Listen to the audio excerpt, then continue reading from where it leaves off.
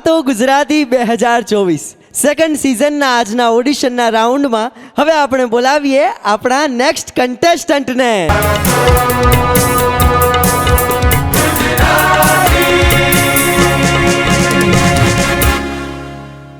ગાતો Gujarati season 2માં આપનું હાર્દિક સ્વાગત છે.